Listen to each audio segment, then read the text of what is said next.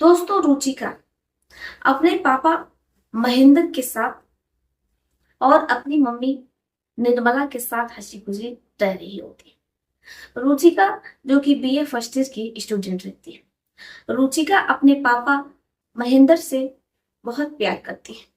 उसके पापा भी अपनी बेटी से बेइंतहा प्यार करते हैं। रुचिका की छोटी बड़ी हर जिद उसके पापा पूरी करते हैं। महेंद्र जो कि गवर्नमेंट टीचर रहते हैं, सरकारी टीचर रहते हैं। ऐसे में उनके पास किसी चीज की कोई कमी नहीं रहती है। रुचिका उनकी इकलौती बेटी रहती है। बड़े ही लाडो प्यार से वो अपनी बेटिया रानी को पाल रहे होते हैं।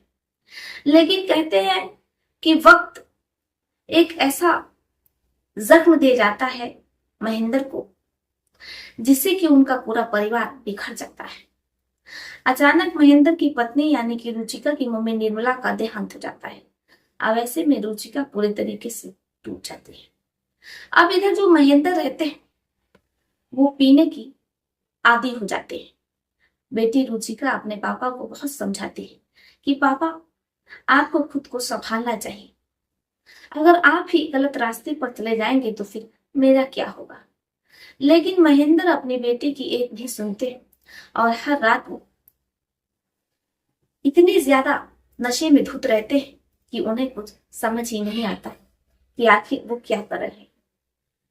अब ऐसे ही एक रात जब वो घर वापस लौटते हैं, रुचिका सोफे पर सो रही होती है। जैसे ही महेंद्र की नजर पड़ती है तो वो अपनी बेटी से कहते हैं कि देखो रुचिका, तुम्हें ऐसे सोफे पर नहीं सोना चाहिए। तुम जानती हो कि मैं अक्सर बाहर चला जाता हूँ। घर की नौकरों की अगर तुम पर नजर पड़ेगी तो फिर वो तुम्हारे साथ कुछ भी कर सकते हैं। तुम्हारी मम्मी भी अब इस दुनिया में नहीं रही। पिता के बहुत समझाने पर रुचिका अंदर वाले कमरे में सोने लगती है। लेकिन एक रात रुचिका की हत्या हो जाती है। किसी को कुछ समझ में नहीं आता है कि आखिर रुचिका की हत्या किसने और क्यों की है। पुलिस आती है, शव को पोस्टमार्टम के लिए भेजती है। रिपोर्ट आती है तो पता चलता है कि रुचिका के साथ गलत हुआ है। इसके बाद पुलिस का जो पूरा शक रहता है वो रुचिका के पापा पर ही रहता है, क्योंकि रुचिका के पापा जो कि पीने के आदी रहते हैं और ऐसे में ऐसा व्यक्ति जिसे होश ही ना रहता वो कुछ भी कर सकता है। अब चूंकि पुलिस वालों का शक और ज्यादा गहरा जाता है, क्योंकि जो घर के नौकर रहते हैं वो शाम के 8 साढ़े 8 बजे ही घर से चले जाते हैं। घर में सिर्फ 2 ही नौकर काम करते हैं। एक का नाम राजू रहता है, दूसरे का नाम गुडलक रहता है। पुलिस राजू और गुडलक से पूछताछ करती है तो ये साफ हो जाता है कि राजू और गुडलक तो हर शाम 6:30 बजे खाना बनाने के बाद, घर की साफ सफाई करने के बाद वहां से चले जाते हैं। अब पुलिस महेंद्र को अरेस्ट कर लेती है। उनसे सख्ती से पूछताछ होती है। महेंद्र गिड़गिड़ा रहे होते हैं पुलिस वालों के आगे और ये बता रहे होते हैं कि वो नहीं जानते कि आखिर उनकी बेटी रुचिका के साथ ऐसा किसने और क्यों किया। वो सरासर उन पर इल्जाम लगा रहे हैं। भला एक पिता अपनी बेटी के साथ ऐसा कैसे कर सकता है। लेकिन पुलिस वाले शक के दायरे में महेंद्र को ही रखते हैं और उसे जेल पहुंचा देते हैं। फाइल भी इस केस की बंद हो जाती है। लेकिन जब डीएनए रिपोर्ट आती है तो पुलिस वालों के पैर तले जमीन खिसक जाती है, क्योंकि उसमें एक नहीं बल्कि 2 लोगों के सम्मिलित होने की पुष्टि होती है।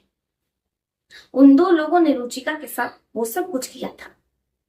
इसलिए पुलिस अब गुड्डू और गुडलक तक पहुंचती है। इसके बाद उन दोनों को गिरफ्तार किया जाता है। उन दोनों से पूछताछ होती है तो गुड्डू और गुडलक अपना जुर्म कबूल कर लेते हैं कि उन्होंने ही रुचिका के साथ ऐसा किया है, क्योंकि रुचिका जिस पर उनकी पहले से ही नजर थी और वो मौके की तलाश में थे, उन्हें पता था कि सारा इल्जाम उसके पिता पर आएगा, क्योंकि उसके पिता जो कि होश में नहीं रहते। इसलिए हम लोगों ने फैसला बनाया कि जैसे ही महेंद्र घर से वापस जाएंगे उस 1 घंटे के भीतर हम लोग अपने काम को अंजाम दे देंगे। और हमने वैसे ही किया। जब पुलिस वाले ये सुनते हैं तो उनके पैरों तले जमीन खिसक जाती है। वो गुड्डू और गुडलक को अरेस्ट करते हैं। 3 सालों तक मुकदमा चलता है। गुड्डू और गुडलक उन दोनों नौकरों को उम्र कैद की सजा होती है। इसके बाद जैसे ही महेंद्र को सच्चाई पता चलती है, महेंद्र बाइज्जत बरी हो जाते हैं। वो घर आते हैं। उन्हें यकीन ही नहीं होता है कि उनकी बेटी अब इस दुनिया में नहीं है और ये सब कुछ करने वाले उनके वफादार नौकर ही। वो हाथ मलते रह जाते हैं और खुद को कोसते रह जाते हैं कि काश उन्होंने अगर नौकर नहीं रखा होता तो आज उनकी बेटी सुरक्षित होती, उनके पास होती।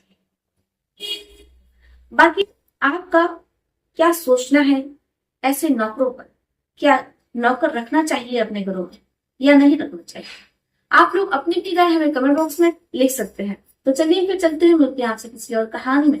तब तक के लिए आप अपना अपने परिवार का ध्यान रखिए। आदाब, सत श्री अकाल, नमस्कार।